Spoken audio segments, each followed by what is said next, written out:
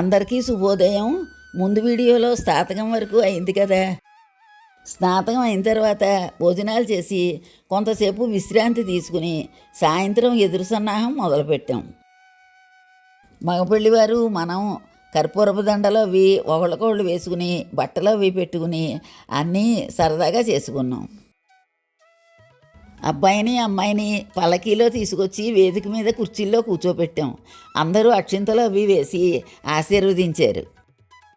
మా పెళ్ళికి పల్లకీ ఉంది, మా పెద్దమ్మాయి పెళ్ళికి పల్లకీ ఉంది, ఇప్పుడు మళ్ళీ మా మనవరాలి పెళ్ళికి పల్లకీ ఉంది. ఇవన్నీ చూసి మా పెళ్ళి మా అమ్మాయి పెళ్ళి ఇవన్నీ గుర్తుకొచ్చి నేను కాసేపు ఆనందంలో మునిగి తేలాను. పెళ్లి కూతురు పెళ్లి కొడుకు ఒకే రకం బట్టలు కొనుక్కున్నారు. అయితే అబ్బాయి ఆ ఊళ్ళో కొనుక్కున్నాడు, అమ్మాయి ఇక్కడ కొనుక్కుంది. అయినా కానీ ఇద్దరు బట్టలు చక్కగా కలిసాయి. 25వ తారీఖు పొద్దున్న మా అమ్మాయి అల్లుడు పెద్దవాళ్ళకి బట్టలు పెట్టి అంకురార్పణ కూర్చున్నారు. పెళ్లి కూతుర్ని గౌరీ పూజ కూర్చోబెట్టారు. మేమందరం వెనకాల కూర్చుని లలితా సహస్రం అది చదువుతూ ఉండగా పిల్ల గౌరీ పూజ చేసుకుంది. మేనమామలు అందరూ కలిసి ముహూర్తం సమయానికి పెళ్లి కూతుర్ని బుట్టలో వేదిక మీదకి తీసుకెళ్లారు. సుముహూర్తం సమయానికి జీలకర్ర బెల్లం పెట్టుకున్నారు. అప్పుడు మాకందరికీ కళ్ళు చెమర్చాయి. అమ్మాయి అబ్బాయి జీలకర్ర బెల్లం పెట్టుకున్నప్పుడు ఒకళ్ళ కళ్ళలోకి ఒకళ్ళని చూసుకోమని చెబుతారు. అప్పుడే ఇద్దరు దగ్గరవుతారు. అదే ముహూర్త ఫలం. పిల్లలు మధుపరకాలు కట్టుకుని వచ్చారు. మేము జ్యోతుల పళ్ళాలతో పిల్లని మండపంలోకి తీసుకెళ్ళాం. ఆ తర్వాత మంగళసూత్రధారణ జరిగింది.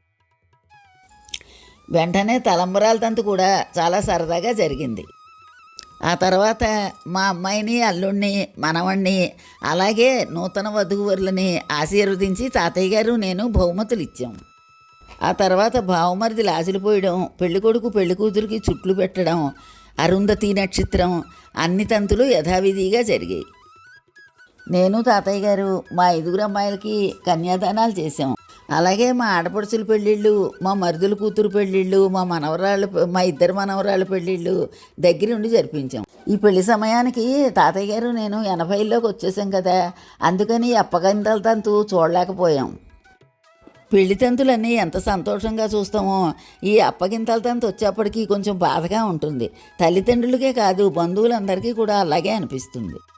మా 5 కూతుళ్లలో 4 కూతుళ్ళు రాజమండ్రిలోనే ఉంటారు.